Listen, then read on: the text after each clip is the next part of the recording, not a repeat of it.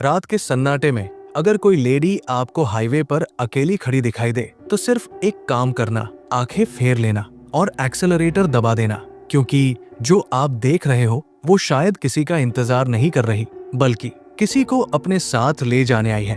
क्योंकि हरियाणा के रोहतक बाईपास पर एक अफवाह नहीं, एक सच्चाई छुपी है। एक लेडी जो हर रात वही खड़ी मिलती है, लंबे सफेद कपड़े, खुले बाल, नंगे पैर, और जब कोई रुकता है तो वो सिर्फ लिफ्ट नहीं मांगती, वो इंसान की जिंदगी मांगती है। तो गाइस, मेरा नाम सुजीत है और आज जो कहानी मैं आपको सुनाने जा रहा हूँ वो सिर्फ किसी ने सुनी सुनाई बात नहीं है, ना कोई व्हाट्सएप पर वायरल हुई कहानी, बल्कि ये एक ऐसा वाकया है जो वाकई में हुआ था। एक ऐसा इनकाउंटर जिसने उसकी रातों की नींद और दिमाग की शांति दोनों छीन ली। ये कहानी है एक ट्रक ड्राइवर की, नाम है उसका विशाल मलिक। और आज भी जब वो उस रात की बात करता है तो उसके चेहरे का रंग उड़ जाता है। कहते हैं इंसान बहुत कुछ झेल सकता है, लेकिन अगर वो चीज इंसान ना हो तो उसका असर सीधा रूह पे होता है। और विशाल के साथ जो हुआ वो बस एक हादसा नहीं था, वो एक ऐसा टकराव जहां एक तरफ था एक जिंदा इंसान और दूसरी तरफ कुछ ऐसा जो इस दुनिया का है ही नहीं। तो चलिए सुनते हैं उसकी जुबानी, जिसे मैं आपको नैरेट करके सुनाता हूं। तो बात कुछ महीने पुरानी है। विशाल मलिक हरियाणा का ही एक लोकल ट्रक ड्राइवर, ऊंचा कद, गठिला शरीर, मजबूत हाथ, लेकिन मन से थोड़ा डरपोक, ना कि डरपोक कह सकते हैं, थोड़ा सा संभलने वाला इंसान। वो अक्सर रात में ही ट्रक चलाता था क्योंकि शहरों का ट्रैफिक कम होता है और डिलीवरी जल्दी पूरी हो जाती है। उस रात भी वो अपने ट्रक में सीमेंट और सरिया लाद कर दिल्ली की तरफ जा रहा था। रात के 3 बज चुके थे। अचानक वो रोहतक बाईपास के उस मोड़ पर पहुंचा जिसके बारे में अक्सर पुराने ड्राइवर कुछ न कुछ अजीब बताते आए हैं। किसी ने कहा रात को यहाँ कोई औरत दिखती है, तो किसी ने कहा यहाँ से गुजरने के बाद नींद नहीं आती। लेकिन विशाल उन सब बातों पर ज्यादा ध्यान नहीं देता था। उस रात आसमान काला था, चांद बादलों में छुपा हुआ था, हवा में एक अजीब सी सीलन की बदबू घुली हुई थी। ऐसा लग रहा था जैसे खेतों में कोई पुराना कुआं हो जो अब भी सांस ले रहा हो और उसकी सांसें इस हवा में मिल रही हों।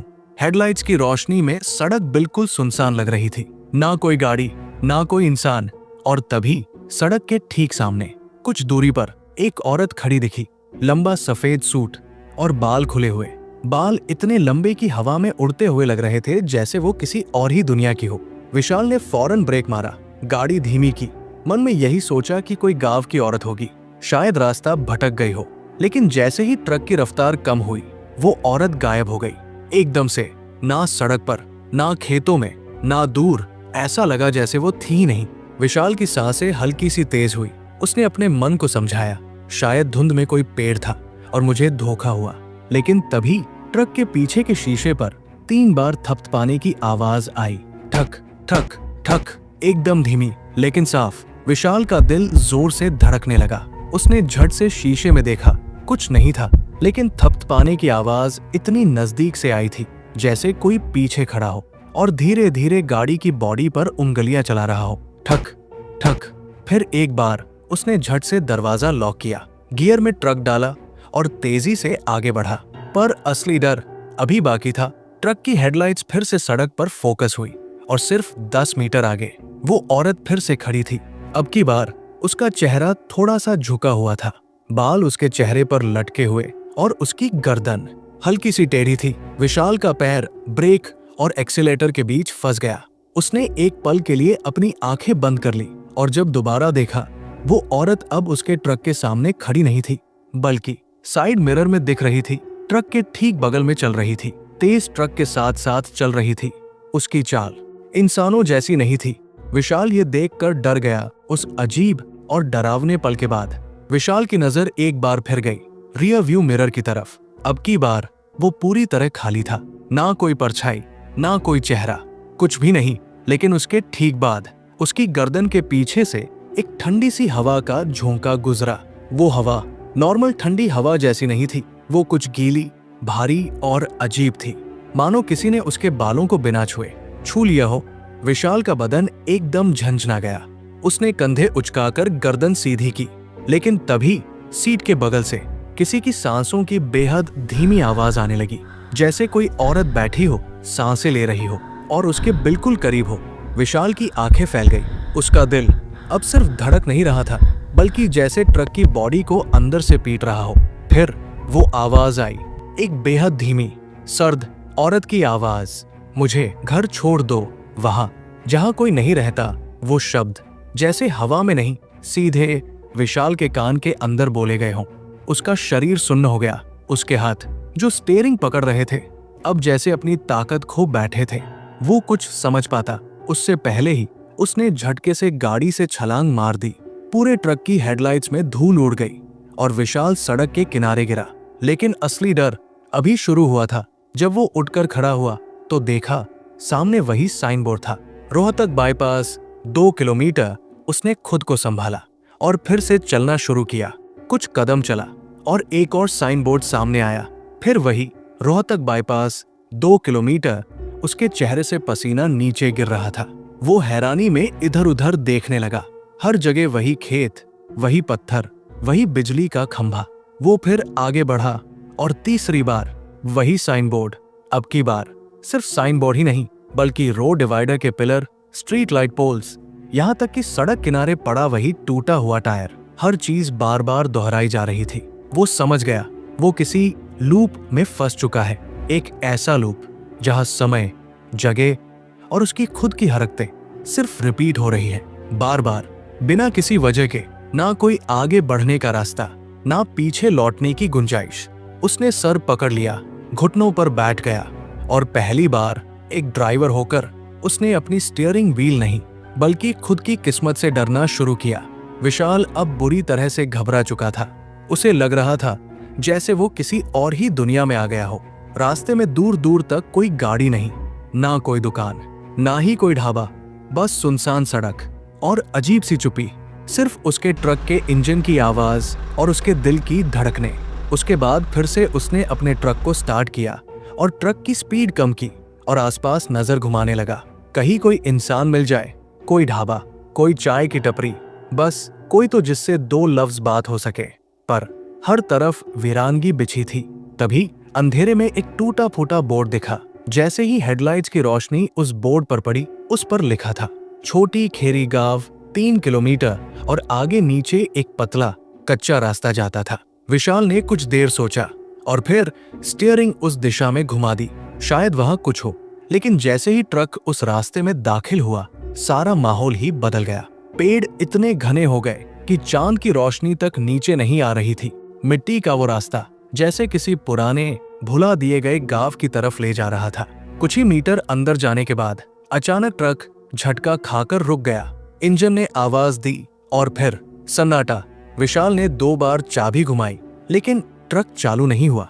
उसके मुंह से अपने आप निकल गया, क्या बकवास है यार। वो ट्रक से नीचे उतरा, हाथ में अपनी टॉर्च निकाली और जैसे ही बटन दबाया, उसके रोशनी की सीधी लाइन में वो खड़ी थी, ठीक ट्रक के सामने, उसी औरत की परछाई। इस बार वो धुंधली नहीं थी, वो बिल्कुल साफ दिख रही थी। और जब विशाल ने ध्यान से देखा, उसके पैरों से सिर तक उसका चेहरा आधा जला हुआ था, मानो कोई तेजाब पड़ा हो या आग में झुलसी हो। उसकी आंखें काली, सूनी, जैसे किसी गहराई से देख रही हो, और उसकी मुस्कान सीधी नहीं थी, तिरछी थी, इतनी तिरछी जैसे चेहरा ही अपनी जगह से हट गया हो। विशाल की सांस रुक गई। उसने एक कदम पीछे लिया, लेकिन पैर मानो जमीन में धंसे हुए हों। वो औरत बस एकटक देखती रही। फिर धीरे धीरे उसके होंठ हिले और एक आवाज निकली जो इंसानी जुबान की तरह नहीं थी, तू मुझे छोड़ने नहीं आया, तू खुद यहाँ रुकने आया है। विशाल का कलेजा कांप गया। उसकी टॉर्च नीचे गिर गई, अंधेरा और घना हो गया। और तभी किसी ने उसकी गर्दन के पीछे ठंडी सांसें छोड़ी। और फिर एक और आवाज कान के बिल्कुल पास, अब वापस नहीं जा पाएगा। वो भागना चाहता था, चिल्लाना चाहता था, लेकिन उसके मुंह से आवाज तक नहीं निकली। विशाल समझ चुका था अब उसका बचना नामुमकिन है। विशाल अब किसी भी तरह वहां से निकलना चाहता था। उसके हाथ कांप रहे थे, पसीने में भीगा हुआ बदन और दिल जैसे छाती फाड़कर बाहर आने को तैयार हो। वो फिर से ट्रक में बैठा और खुद को बार बार समझाने लगा, कुछ नहीं है, हेल्यूसिनेशन है, बस निकल यहाँ से। उसने ट्रक का इग्निशन घुमाया और इस बार ट्रक स्टार्ट हो गया। विशाल ने चैन की सांस ली। उसने पूरा जोर लगा दिया स्टीयरिंग पर और बाईपास की तरफ जाने वाला रास्ता पकड़ लिया। पर कुछ ही मिनटों बाद वो फिर उसी मोड़ पर आ गया जहां ट्रक बंद हुआ था। पहले तो उसे लगा शायद गलती से गलत मोड़ लिया है, लेकिन उसने क्लियरली देखा था वो बाईपास की सही दिशा में था। उसने फिर ट्रक मोड़ा, फिर बाईपास की ओर चला, लेकिन दोबारा वही मोड़, फिर वही जगह। अब तो विशाल की सांसें तेज हो गई। उसने घड़ी देखी, वो चौंका क्योंकि जब उसने ट्रक दोबारा स्टार्ट किया था तब भी टाइम यही था। क्या मैं किसी लूप में फंस गया हूँ? मैं फिर यही कैसे आ गया? ये क्या चल रहा है? उसने तीसरी बार कोशिश की, चौथी बार, पांचवी बार। हर बार ट्रक बाईपास पर जाने के बाद घूम फिर कर उसी मोड़ पर लौट आता, जैसे कोई इनविजिबल दीवार हो जो उसे उस सड़क से निकलने ही नहीं दे रही। अब विशाल हिम्मत हारने लगा था। उसने ट्रक बंद किया, सीट पर सिर टिका लिया, आंखें बंद की, पर हर बार वही चेहरा उसकी आंखों में घूमने लगता। वो जली हुई आंखें, तिरछी मुस्कान और वो आवाज, तू खुद यहाँ रुकने आया है। और तभी ट्रक की खिड़की के बाहर हल्की रोशनी दिखाई दी। विशाल ने आंखें खोली। सामने दूर आकाश में सूरज की पहली किरण फूट रही थी। घड़ी देखी, सुबह के 6 बज चुके थे। अचानक ट्रक अपने आप स्टार्ट हो गया, बिना चाबी घुमाए। विशाल हक्का बक्का रह गया और जैसे ही ट्रक थोड़ा आगे बढ़ा, उसने देखा सड़क अब बदल चुकी थी। अब बाईपास वैसा नहीं लग रहा था। सामने से एक गाड़ी आ रही थी। कुछ दूर पर एक टी स्टॉल भी दिख रहा था। हर चीज नॉर्मल लगने लगी। विशाल ने ट्रक को धीरे धीरे आगे बढ़ाया, पर उसकी निगाहें अब भी रियर व्यू मिरर से हट नहीं रही थी। उसने एक बार पीछे देखा, फिर ट्रक की पैसेंजर सीट की तरफ देखा और वही उसे कुछ दिखा। एक कोना गीला था और उस पर पड़ा था एक गीला लाल रंग का दुपट्टा। विशाल ने झुककर उसे उठाया। वो अब भी नमी से भारी था, ठंडा, जैसे किसी ने अभी अभी पहना हो। और उस दुपट्टे पर काले अक्षरों में लिखा था, तू दोबारा ब्रेक मारेगा तो मैं फिर आ जाऊंगी। विशाल ने दुपट्टा वापस सीट पर रख दिया। अब वो सिर्फ बाईपास से नहीं, खुद से, अपनी रात से और उस मोड़ से भाग रहा था। विशाल मलिक आज भी ट्रक चलाता है, हाईवे के बड़े बड़े रास्तों से गुजरता है, जंगलों से, सुनसान रातों से, लेकिन कोई कितना भी पैसा दे दे, वो रोहतक बाईपास रात को क्रॉस नहीं करता। कहता है वहां रास्ता नहीं, वहां कोई है जो रास्ता रोकता है। और मैं सुजीत, आपका होस्ट, जब भी इस बाईपास के पास से गुजरता हूँ तो नजरें सीधी रखता हूँ, ना दाएं देखता हूँ ना बाएं। और ब्रेक तो भूल के भी नहीं मारता, क्योंकि अब मुझे पता है हर लिफ्ट मांगने वाला इंसान नहीं होता। कुछ शैडो होते हैं, कुछ अधूरी कहानियां जो आपकी जिंदगी के साथ भी कुछ अधूरा कर जाते हैं। कभी कभी वो सिर्फ साथ नहीं मांगते, वो बदला लेने आते हैं। और वो चालवा आपके अंदर की सबसे बड़ी गलती को पकड़कर आपकी पूरी जिंदगी की दिशा ही बदल देता है। तो अगली बार अगर कोई सुनसान रास्ते पर लिफ्ट मांगे और चेहरा साफ न दिखे तो एक्सेलरेटर दबाओ, क्योंकि पीछे देखने का मतलब है फिर कभी घर न लौट पाना। तो बाकी आज के कहानी का एंड यही करते हैं और मैं मिलता हूँ आपको अगले किसी डरावने किस्से के साथ।